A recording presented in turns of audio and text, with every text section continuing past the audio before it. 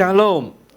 Saya dikasihin waktu 33 menit, tidak boleh berbahasa basi, tapi saya nggak gitu, orangnya nggak bisa kalau tidak berbahasa basi, saudara ya. Saya datang kemari bersama istri saya yang tercinta. Ya, nanti tak suruh maju ke sini supaya saudara juga dengerin satu kesaksian dari dia. Mungkin siapa yang pertama kali hadir di sini? Saya belum kenal yang pertama kali. Coba angkat tangan saudara. Oh, udah ada nih, semua lama. Wih, dahsyat ya. KU2 full house ini sampai di depan, luar biasa yang di depan. Haleluya. Mungkin saudara sudah kenal saya sebelumnya, karena tidak boleh basa-basi lama, nanti saudara kenalan kalau belum kenalan ya. Baik, pagi hari ini saya akan mulai ibadah firman Tuhan. Karena suffering for the king ini bagian pertama, setelah itu kita bagian kedua, saya juga isi saudara. Jadi kalau saudara mau terima double blessing, saudara jangan pulang. Loh Pak Anton di depanku.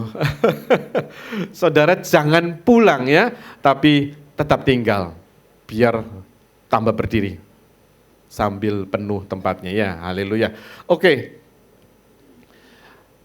dalam suffering tadi, series ini, saya berikan judul Every Trial of Suffering is an Opportunity to Grow in the Faith. Amin.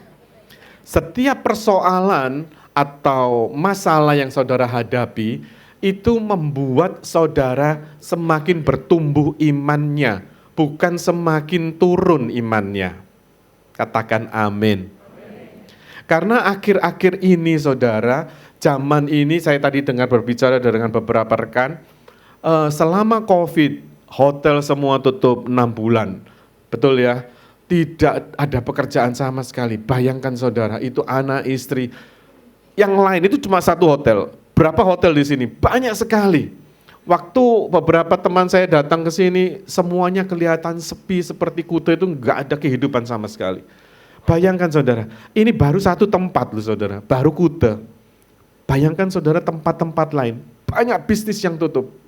Baik itu yang besar, baik itu apalagi yang kecil. Dan persoalan itu semakin banyak.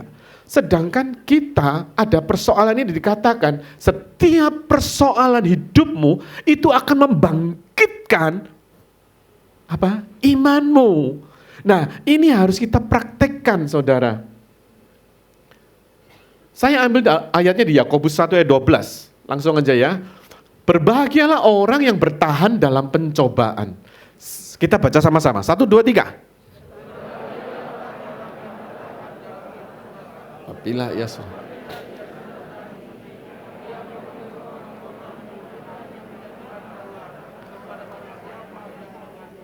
Amin. Firman ini mirip dengan istri saya tadi pagi, saudara. Jadi saudara sudah dapat double blessing. Yang mau saya terangkan di sini adalah kata berbahagialah. Kalau dalam bahasa Indonesianya berbahagialah, bahasa Inggrisnya dikatakan bless. Beda ya. Karena apa? Karena berbahagialah ini dalam bahasa aslinya makarios. Artinya dilimpahi berkat dan karunia Allah. Makanya dikatakan di sini, saya balik lagi, blessed, happy, spiritually prosperous, favor by God. Itu artinya berbahagialah orang yang bertahan. Orang yang bertahan, saudara dan saya bertahan dalam persoalan hidupmu, itu dikatakan blessed. Diberkati kasih karunia yang luar biasa. Kalau orang yang tidak bertahan, yang katakan cuma satu amin, makanya saya langsung nulis ini. Kalau orang nggak mau bertahan, itu nggak di-bless saudara. Tapi karena orang yang mau bertahan, saudara akan diberkati. Amin. Nah, bertahan ini saudara, dikatakan dalam kehidupan kita sehari-hari, orang mau lari dari persoalan. Aku nggak mau ada persoalan ini, aku lebih baik lari, ngambil jalan pintas, cerai atau apa. Ya udah buyar-buyaran saja semua gitu kan. Tapi anak-anak Tuhan, ada khususnya di tempat ini, Tuhan mau saudara dan saya bertahan. Supaya apa? Saudara dapat dikatakan orang yang diberkati. Saudara mau diberkati Tuhan? Harus bertahan di dalam segala situasi keadaan apapun. Amin. Yang kedua, dalam ini di sini saya. Berbahagialah orang yang bertahan dalam pencobaan. Sorry, saya lupa berikan ini slide-nya. Artinya orang yang face the problem, tidak boleh lari dari persoalan. Saudara dan saya diizinkan persoalan itu datang. Kenapa? Supaya saudara bisa menghadapi persoalan itu. Saudara bukan anak kecil lagi di dalam Tuhan. Kenapa saya katakan demikian? Karena Tuhan segera datang. Kalau saudara tahu Tuhan mau datang, saudara nggak boleh main-main sama Tuhan. Setiap persoalan, itu tadi pagi dikatakan biasa. Katakan, biasa. Sebesar apapun persoalan. Wah, kalau Pak Pendeta mah enak. Orangnya deket sama Tuhan, pasti nggak ada persoalan. Siapa bilang? Nanti saudara terima kesaksian dari istri saya. 1 Petrus 4 ayat 7 dikatakan gini, kesudahan segala sesuatu sudah dekat. Karena itu kuasailah dirimu dan jadilah tenang supaya kamu dapat. Kenapa saudara melihat persoalan saudara itu lebih besar daripada Tuhanmu? Karena itu saudara lari dari persoalan. Firman itu mengatakan, kamu tenangkan. Persoalanmu banyak. Iya, kemalangan orang benar itu banyak dikatakan di Mazmur. Bukan dikatakan ini, hai orang Kristen yang terima Yesus, tidak ada persoalan, bebas. Tidak loh saudara. Firman Tuhan katakan kemalangan orang benar itu banyak, katakan. Banyak. Orang Surabaya banyak, gede, wakeh gitu saudara. Ya. Jadi kemalangan kita orang benar itu banyak. Oleh karena itu saudara disuruh bertahan, suruh berdoa, jangan lihat persoalan yang gunung, tapi Tuhan kita yang besar. Ini harus diaminkan. Kalau saudara nggak percaya ini, saudara nggak akan melewati fase ini. Seriously. Karena fase ini bukan saudara aja loh. Kita semua menghadapi persoalan sama. Kelihatannya bajunya rapi, bagus, cantik, ganteng gitu. Persoalan ada? Ada. Ada saudara, tetap ada. Tapi Tuhan mau saudara dan saya tetap bertahan. Orang yang bisa bertahan ini yang dicari Tuhan. Karena dia dikatakan orang be blessed, yang diberkati Tuhan. Ya. Yang kedua, endure. Sebab apabila ia sudah tahan uji, tadi firmannya di atas, betul ya? Dikatakan di sini tahan uji. Setelah bertahan, ya, kita tahan uji. Di sini dikatakan 1 Korintus 15 ayat 58. Karena itu saudara-saudaraku yang kekasih, berdirilah teguh, jangan goyah dan giatlah selalu dalam pekerjaan Tuhan. Sebab kamu tahu bahwa dalam persekutuan dengan Tuhan, jerih payamu tidak akan sia-sia. Saya sama istri saya melayani sejak muda saudara. Saya harus tahan ini.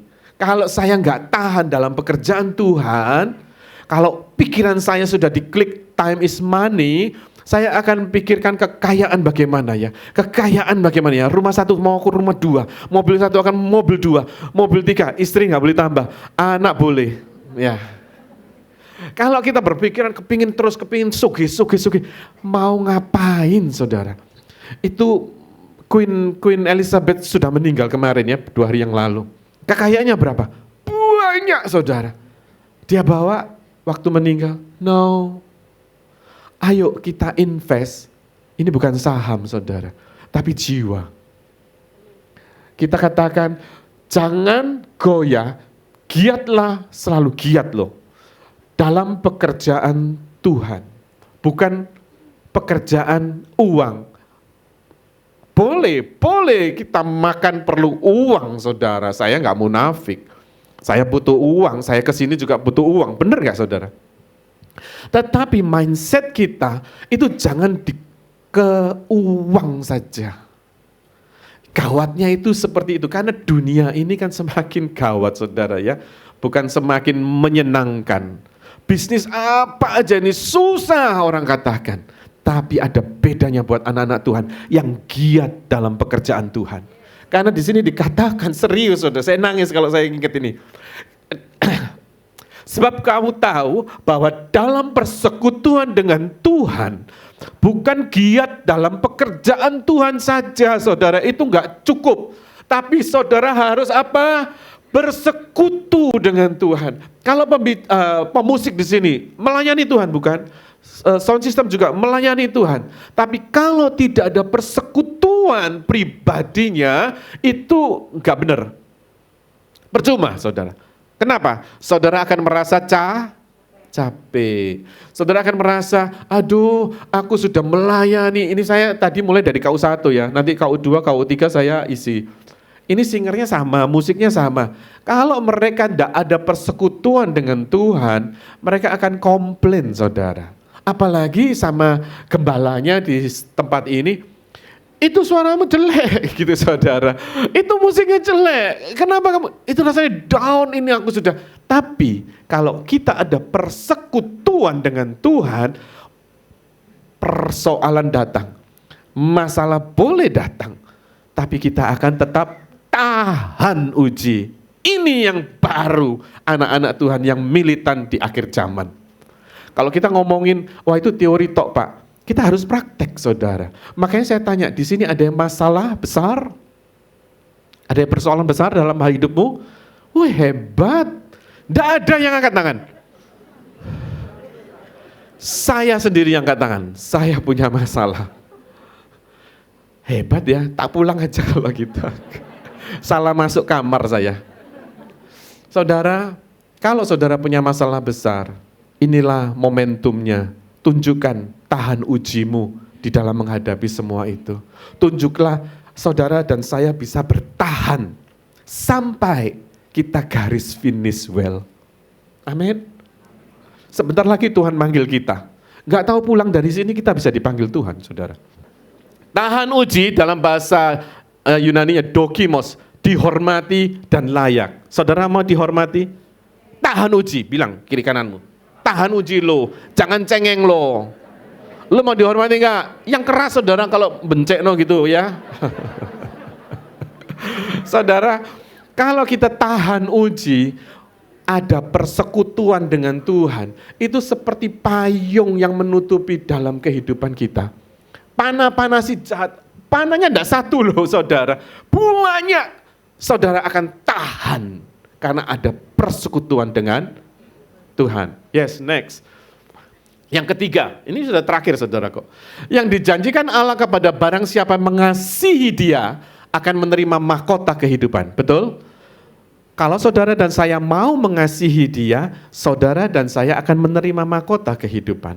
Tadi istri saya katakan mahkota itu bukan kayak crown gitu saja, tapi mahkota itu saudara bisa menghadapi kemenangan.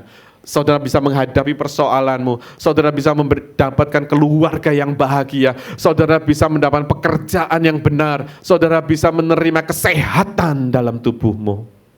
Is mahkota kehidupan. 1 Tesalonika 2 ayat 4b mengatakan, karena itulah yang kami berbicara, bukan untuk menyukakan manusia, melainkan untuk menyukakan Allah yang menguji hati kita. Kenapa dikatakan pleasing God? Karena manusia condongnya mau dihormati sama manusia. Karena manusia ingin dihargain. Sehingga begitu ada perkataan yang menyinggung, saudara tersinggung, atau saudara bisa menunjukkan kepada atasan saudara, cari muka saudara ya. Padahal mukanya cuma satu, dicari di mana-mana. Supaya apa? Saudara bisa dihargai. Oh ini loh aku. Ini semua kalau tidak ada aku, enggak bisa jalan. Karena kita pleasing manusia, kita rubah God center di dalam kehidupan kita. Karena waktu kita mengasihi dia, mahkota kehidupan akan saudara dapatkan.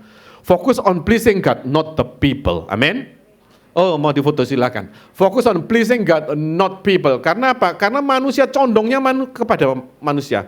Apalagi kita mau naik kedudukan jabatan. Kita mesti nunjukin ini loh, aku cari muka saudara. 1 Korintus 10 ayat 13, pencobaan-pencobaan yang kamu alami ialah pencobaan biasa yang tidak melebihi kekuatan manusia. Sebab Allah setia dan karena itu Ia tidak akan membiarkan kamu dicobai melampaui kekuatanmu. Pada waktu kamu dicobai, Dia akan memberikan kepadamu jalan keluar. Apa? Sehingga kamu dapat. Ini firman saudara. Saya nggak bisa membantu, pendetamu nggak bisa membantumu. Gembalamu KM nggak bisa apa-apa. Terbatas. Begitu saudara mau minta bantuan ke dia nggak bisa apa-apa. Saudara pasti kecewa. Betul? Saya sudah ikut KM, hujan-hujan sudah tak belani, saya ngasih persembahan apa aja tadi itu ada banyak ya. Udah begitu giliranku minta tolong, ini GKM-nya mencekno gitu saudara. Saudara, kalau saudara masih lihat manusia, hidupmu akan tetap seperti itu. Tidak ada kenaikan sama sekali. Ayo kita mau meningkat saudara. Kita naik level. 8 menit, sayang ayo maju cepetan. Ini restoran saudara. Tadi saya pertama datang tuh saya lihat ada menu apa ya. Kok aku dikasih menu, terus dikasih tusuk gigi. Wah ini makan-makan enak ini. Ternyata jadwal saudara. Nah ini istri saya, cantik ya saudara ya, yang baru kenal ya. Tepuk tangan dong. Saudara, dia saksi sedikit, itu 8 menit. Oke, jangan banyak-banyak, aku lagi ngomong nanti ya. Oke, shalom semuanya. Saya senang berkumpul di tempat ini, luar biasa Tuhan itu sesuai dengan firman pujian yang tadi, ku kan tetap bertahan walaupun di tengah badai. Amin. Siapa yang mau terus bertahan? Saudara 2019, sebelum 2019, 2018 saya didiagnosa kena breast cancer. Akhirnya singkat cerita, diproses, dicek dan sebagainya, saya benar-benar punya breast cancer, ada 3 benjolan di sebelah kanan saya. Jadi akhirnya waktu kami dapat berita itu, istilahnya bukan kita mau loncat-loncat, wah puji Tuhan, haleluya. Memang akhirnya kita mengucap itu. Tapi yang saya senang waktu itu saya diberi kekuatan waktu di depan para dokter. Kami dikasih tahu bahwa memang benar kamu kena dan harus segera diangkat. Kalau enggak, kita enggak tahu. Karena sel cancer tidak ada yang tahu bekerjanya seperti apa. Tapi kalau sudah dokter yang memberi diagnosa dan sebagainya, meneliti dan sebagainya dan memberikan saran harus diangkat, 1 Mei 2019 saya diangkat. Saya punya ini, jadi kemudian kami hanya berdua menangis. Tuhan suami saya bilang, jangan pernah mengeluh, jangan ngomel, jangan tanya Tuhan kenapa. Ya pikiran manusia pasti gini, Tuhan ya apa Tuhan? Aku melayani dari muda, umpamanya gitu, bisa ngomong gitu, benar nggak saudara? Kenapa mesti tetap kena sakit? Apalagi cancer yang orang sangat takut dengan cancer. Tapi suami saya bilang gini, tenang, tetap bertahan, mengucap syukur dengan air mata saudara. Mengucap syukur, di rumah sakit tuh kami berdua berdoa, seharian kami di rumah sakit nunggu harus gimana. Kami berdoa, mengucap syukur, terima kasih Tuhan kalau Engkau izinkan ini terjadi. Aku percaya prosesku belum selesai. Amin. Setiap persoalan, mau sakit penyakit, masalah ekonomi, apapun situasi yang kita sedang hadapi, berarti kalau kita ngalami itu berarti proses itu belum selesai. Tuhan bilang belum cukup, masih ada yang harus kamu diproses supaya menjadi yang terbaik. Amin. Akhirnya 1 Mei saya dioperasi, selesai tanggal 1 Mei, tanggal 5 Mei itu hari Minggu. Saya bilang sama suami saya bilang, kamu di rumah aja. Enggak, saya datang ke gereja. Karena kalau di sana hanya sehari aja di rumah sakit, maupun sebesar apapun operasi, hanya sehari di rumah sakit, terus pulang dirawat di rumah, susternya datang ke rumah. Jadi saya percaya bahwa apapun situasi saya saat itu, saya tidak akan menyalahkan Tuhan. Karena saya tahu proses hidup itu sangat luar biasa untuk menjadi yang terbaik di hadapan Tuhan. Amin. Jadi puji Tuhan, saudara lihat saya hari ini sampai sekarang pun saya masih dikasih obat karena 5 tahun dan setiap 3 bulan itu dicek Dan puji Tuhannya tidak ada satu lagi sel yang ada. Ya, saya percaya Tuhan inginkan saya hidup tetap bertahan di tengah badai. Dan suami saya bilang gini, kalau engkau seorang pemuji, penyembah, tetap ada ujian, tetap ada proses. Karena Tuhan mau lihat kemurnian hati kita. Masih tetap nggak kamu memuji Tuhan? Masih tetap nggak kamu bangun pagi untuk menyembah Tuhan? Dengan situasi yang berat, apalagi waktu di kemo. Kemo itu sangat tidak enak. Saya 4 kali di kemo, puji Tuhan ya. Jadi rambutnya rontok, semuanya rontok. Ya, sekarang sudah enggak, sudah cantik. Ya, tapi saya percaya apapun yang Tuhan lakukan bagi kita, terima dengan rendah hati, terima dengan ucapan syukur, belajar untuk tetap taat dan tekun, setia. Proses itu ada sesuatu yang Tuhan sedang siapkan buat saudara dan saya. Jangan lari dari proses, jangan pergi dari proses, tetap bertahan di tengah badai karena ada siapa? Tuhan yang sangat besar ada di dalam saudara dan saya. Dia tidak tinggalkan saudara saat sedikit pun apapun keadaan saudara. Immanuel. Ingat itu, kalau apapun proses hidupmu yang sedang terjadi, ingat, Immanuel. Tuhan menyertai aku selalu. Amin, haleluya. Haleluya. Saudara, masih ada 3 menit saya. Jadi kalau saudara ada persoalan hidup, saya ngomong gampang kan? Padahal saya juga menghadapi persoalan itu, saudara. Waktu dia diagnosa itu, dokter waktu ngomong gitu, itu siang, tapi saya lihat gelap malam dan petir menyambar. Jeder, rasanya, siapa yang mau didiagnosa? Kamu kena cancer. Wah, seperti itu saudara. Tapi saya langsung pegang tangan dia. Bukan kekuatan saya nangis saudara, saya takut juga. Secara daging saya nangis dan saya takut apa yang akan terjadi. Tapi Tuhan, lagi-lagi Tuhan, Roh Kudus itu bekerja, memberikan kita kekuatan. Jadi kalau saudara ada persoalan, jangan pernah lari dari persoalanmu. Hadapi persoalan itu, lalu tahan uji, tahan dalam tahan banting saudara. Karena kita tahu bahwa kalau bersama Tuhan, jerih payahmu tidak akan sia-sia saudara. Dan itu terus diulang-ulang, diperkatakan, dideklarkan. Tadi katakan Immanuel, Immanuel. Waktu saudara menghadapi tantangan, saudara katakan Immanuel artinya Tuhan besertaku. Kalau Tuhan besertamu, masalah no problem. Ya, Tuhan yang luar biasa itu akan menyelesaikannya. Bahkan memberikan jalan keluar dan memampukan saudara dan saya untuk hidup tetap di dalam Tuhan. Amin. Jangan tinggalkan gereja, jangan tinggalkan persekutuan, jangan pernah komplain sama atasan rohanimu.